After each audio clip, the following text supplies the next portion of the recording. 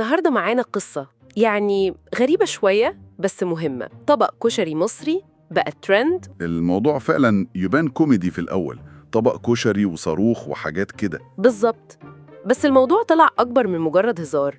وهنحاول نفهم سوا إزاي الحكاية دي بدأت وإيه أبعادها بالظبط. طب نبدأ منين؟ البداية كانت بسيطة خالص مش كده؟ جدا.